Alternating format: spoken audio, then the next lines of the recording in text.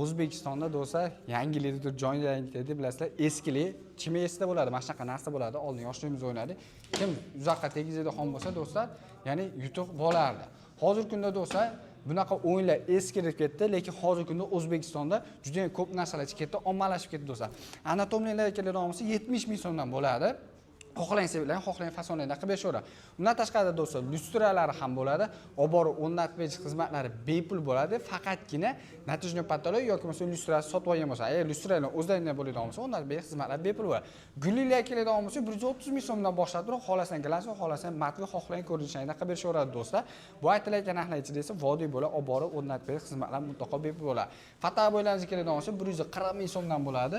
130 ming so'mdan 180 ming so'mgacha biz hozirgi kunda natijniy patologiya optim sotiladigan joyda turib, biz Soqqamos kanalidan olimcha chiroyli narxlar qilib berishadi. Biz hozirgi kunda Qo'qon shahrida Ta'dan shuni chap tomon yurganingda o'ng qo'lda joyda turib, biz salomat bo'linglar.